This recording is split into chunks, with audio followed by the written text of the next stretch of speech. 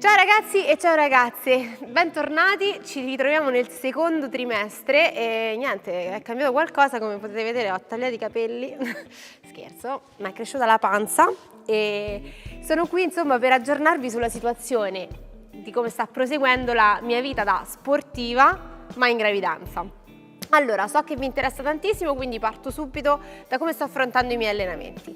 Allora, siamo rimasti sempre a 5 allenamenti settimanali, il volume ovviamente si è ridotto e anche la difficoltà degli esercizi.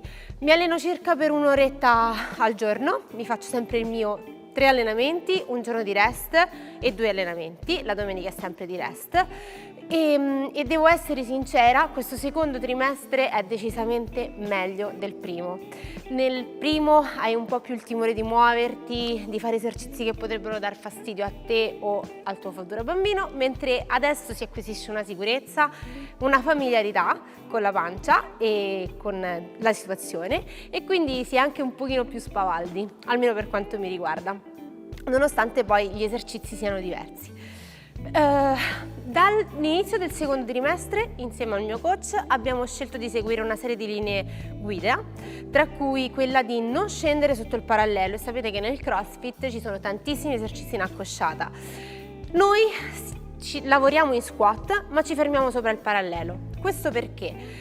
Non perché adesso io non posso farlo, ho degli impedimenti fisici, ma semplicemente per preservarci nel futuro, quindi nel postparto, e permettere al mio pavimento pelvico di non essere super sollecitato e ritornare nel post più in forma di prima, o almeno così si spera, incrociamo le dita. Ho smesso di andare sulla pancia, quindi a pancia sotto. Tutti gli esercizi come ad esempio i push-up, ovvero i piegamenti sulle braccia, i burpees o cose simili, li faccio tutti scalati, utilizzando box, utilizzando le parallet o simili, diciamo. Non sono delle linee guida assolute, ma sono quelle che io sto seguendo, sempre sotto consiglio di chi mi segue. Inoltre, gli esercizi di forza e di ginnastica, quindi tutto ciò che riguarda la sbarra, gli anelli, eccetera, li sto facendo tutti scalati e volontariamente con gli elastici, perché la mia forza sta ovviamente diminuendo, il mio peso sta aumentando, è fisiologico, e quindi ho bisogno di un aiuto in più. E perciò utilizzo delle bende. Per il resto posso usare e sto usando ancora bilanciere, dumbbell con pesi ridotti. Vado a lavorare un pochino sull'intensità, mi faccio delle belle sudate e mi faccio anche dei workout che sono anche molto divertenti, mi metto alla prova. Ma ovviamente questo, come vi ho detto anche nel video precedente, non è il momento di pensare alla performance, ma è il momento di pensare al mantenimento e soprattutto al godimento di questo periodo. Principalmente i miei allenamenti consistono nel fare dei workout. Non faccio dei lavori specifici di forza, ovviamente, ma faccio dei workout in cui gestisco sempre la mia intensità. Come vi dicevo, adesso sono diventata un pochino più spavalda, quindi monitoro sempre il battito, cerco sempre di mantenermi in un range che in teoria dovrebbe essere intorno ai 140 battiti al minuto. Però adesso, avendo più energia e avendo un po' più di sicurezza, probabilmente vado anche un po' più su di battiti. Ad ogni modo continuo utilizzando gli ergometri come il rower, lo ski erg, l'hustle bike, bike erg, tutti questi li posso utilizzare abbinandoli poi a esercizi o a corpo libero o con dumbbell o bilancieri e kettlebell. Vi aggiorno un po' su come sto continuando nell'integrazione, visto che spesso mi fate delle domande riguardo questo argomento e siete curiosi di sapere quale prodotto prendere in gravidanza e quale invece non prendere. Iniziamo con il primo.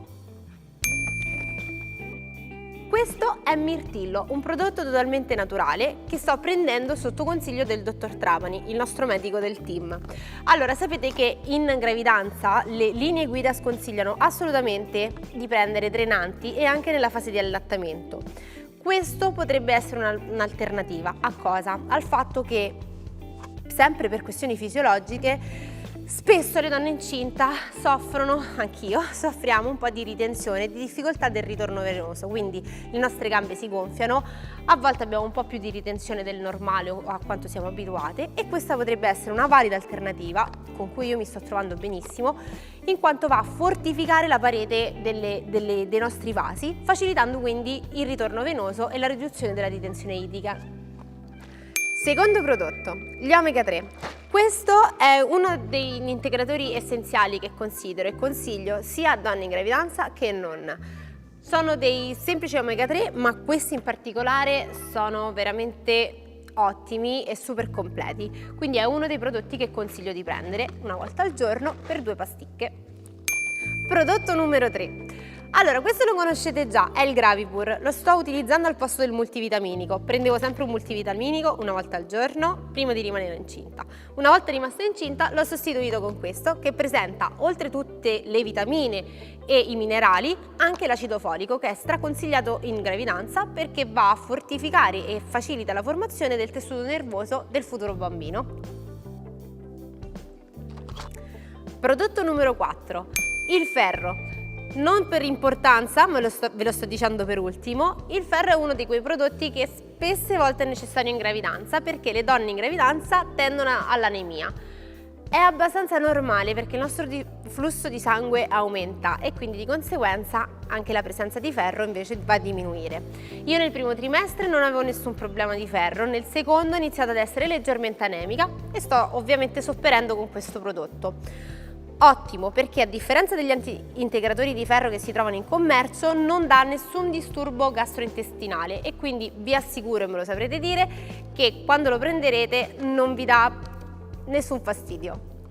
Bene, rimanete connessi perché non è finita qua, ovviamente sapete che mancano ancora altri 3 mesi alla gravidanza, quindi ci saranno anche degli aggiornamenti, quindi se li volete scoprire rimanete qui e seguiteci sui canali. E soprattutto se avete qualsiasi dubbio scrivete nei commenti perché io vi rispondo. Vi aspetto!